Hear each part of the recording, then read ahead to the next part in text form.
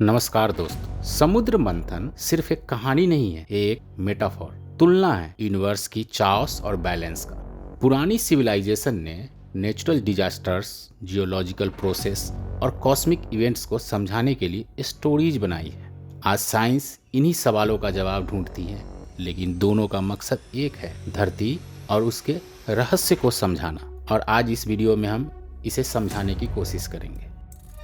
एक समय की बात है, देव और दानव दोनों ही अमृत पाना चाहते थे, लेकिन ये अमृत कहाँ था? ये था क्षीर सागर के गहराइयों में। फिर देव और दानव मिलकर एक प्लान बनाया। वो प्लान था समुद्र मंथन का, और समुद्र मंथन करके अमृत को बाहर लाने का। फिर समुद्र मंथन की प्रक्रिया शुरू हुआ और मंदार पर्वत को चर्निंग रोड की तरह यूज किया गया, वासुकीनाग को रोप की तरह यूज किया गया और उन्हें मंदार पर्वत से लपेट दिया गया। भगवान विष्णु कुर्मा अवतार लिए, जो एक टर्टल का रूप था, और मंदार पर्वत को अपनी पीठ पे संभाला ताकि वो समुद्र में डूबे नहीं और बैलेंस रहे। और फिर देव और असुर वासुकीनाग के दोनों छोर को पकड़कर मंथन शुरू किया। समुद्र को मथते वक्त समुद्र से कई चीजें प्रकट हुई। उनमें प्रमुख थी हलाहल, एक पॉइजन जो सब कुछ तबाह करने लगा। कामधेनु गाय, दूध देने वाली गाय, जिसे हम कॉस्मिक काऊ मान सकते हैं। अप्सरा, जो ब्यूटीफुल क्रिएचर और सुंदर नारी थी। लक्ष्मी माता, जिसे हम धन और ऐश्वर्य की देवी कहते हैं। धनवंतरी, जिसे आयुर्वेदा के गॉड फादर माना जाता है, अमृत का कलश लेकर प्रकट हुए। जब हलाहल विष से दुनिया तबाह होने लगी, भगवान शिव ने उसे पी लिया, लेकिन उन्होंने विष को कंठ में रोक दिया, जिससे उनका कंठ नीला हो गया। इसीलिए उन्हें नीलकंठ कहते हैं। तो ये है माइथोलॉजिकल कहानी समुद्र मंथन की। अब इसे हम साइंस से समझने की कोशिश करते हैं। मंथन या चर्निंग को हम टेक्टोनिक एक्टिविटी और वोल्केनो इरप्शंस और विस्फोट कंसीडर करते हैं और समझते हैं इस साइंस को। हलाहल इक्वल्स टू पॉइजन। हलाहल और पॉइजन क्या है? अगर साइंस की हिस्ट्री में देखें तो पृथ्वी पर भी एक ऐसा समय था जो हलाहल की कहानी जैसा लगता है। ये था पर्मियन ट्रायसिक एक्सटिंक्शन का वक्त, जो 252 मिलियन साल पहले हुआ था। वोल्केनिक इरप्शंस और पॉइजनस गैसेस, जब जमीन के अंदर के बड़े बड़े वोल्केनो फट रहे थे और उनसे CO कार्बन मोनोऑक्साइड और पॉइजनस गैस जैसे सल्फर डाइऑक्साइड एटमॉस्फेयर में फैल रही थी। ये गैसेस हवा और पानी को इतना जहरीला बना रहा था कि 96% मरीन स्पीसीज और बहुत सारे लैंड एनिमल्स खत्म हो गए। तो हम इसे हलाहल की तरह कंसीडर कर सकते हैं। पर धीरे धीरे पृथ्वी ने खुद को रिकवर किया, नए इकोसिस्टम बने और नए प्राणी इवॉल्व हुए।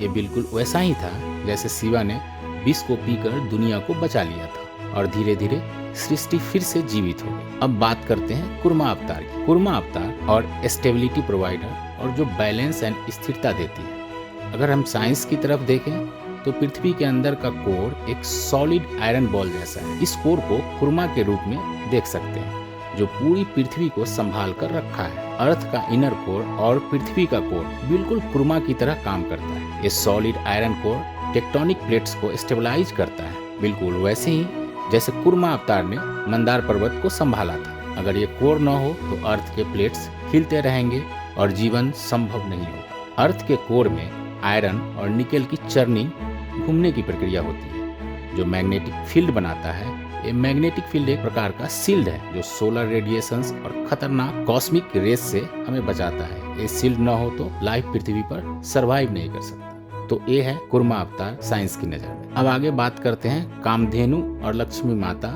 के बारे में साइंस की नजर में। कामधेनु मीन्स जो हमें भोजन दे, और माता लक्ष्मी मीन्स जो हमें धन, सुख और समृद्धि दे। इसको अगर हम साइंस और हिस्ट्री की तरफ देखें तो 10,000 BCE के आसपास ह्यूमंस ने पहली बार गायें और क्रॉप्स को डोमेस्टिकेट करना शुरू किया। इसके साथ ही एग्रीकल्चरल रिवोल्यूशन की शुरुआत हुई। कामधेनु एक तरह से डेयरी फार्मिंग का प्रतीक है। गाय से हमें दूध, घी और गोबर मिलता है। दूध और डेयरी फार्मिंग, गाय का दूध एक समृद्ध जीवन का सिंबल है, क्योंकि ये शरीर को मजबूत बनाता है और न्यूट्रिशन देता है। घी, जो दूध का एक बायो प्रोडक्ट है, आयुर्वेदा और भोजन दोनों में काफी इम्पोर्टेंट है। गोबर से ऑर्गेनिक फर्टिलाइजर बनता है, जो मिट्टी को फर्टाइल बनाता है। ये बिल्कुल वैसे ही है जैसे समुद्र मंथन के बाद लक्ष्मी माता प्रकट हुई थी, धन और संपन्नता का सिंबल। मिट्टी जब फर्टाइल होती है तो क्रॉप्स अच्छी होती है और इससे समृद्धि और धन लेकर आती है। तो ये थी साइंस के नज़र में कामधेनु और लक्ष्मी माता। अब बात करते हैं अमृत की। कोमेट्री वाटर और पिरामोर्डियल सूप, जिसे हम जीवन का शुरुआत या फिर अमृत कह सकते हैं। साइंटिस्ट कहते हैं कि पृथ्वी पर जो पानी आया वो आसमान से आया था, कॉमेट्स के थ्रू। जब पृथ्वी बिल्कुल नहीं थी तब एक कॉमेट्स आइस और पानी लेकर आए। ये पानी ही आगे चलकर ओशियंस बना और लाइफ के लिए जरूरी सब कुछ प्रोवाइड किया। इसलिए कॉमेट्स को एक तरह का अमृत माना जा सकता है। यही लाइफ को पॉसिबल बनाता है। फिर पिरामोर्डियल सूप, अगर हम ओशियंस की शुरुआत की बात करें तो साइंस के मुताबिक 4.5 बिलियन साल पहले पृथ्वी के ओशियंस एक तरह के ऑर्गेनिक मॉलिक्यूल्स का घड़ा था। इसे पिरामोर्डियल सूप कहते हैं। एक ऐसा घड़ा था जो लाइफ के लिए जरूरी कार्बन बेस्ड कंपाउंड से भरा हुआ था। ये प्रोसेस समुद्र मंथन की कहानी से मिलती है।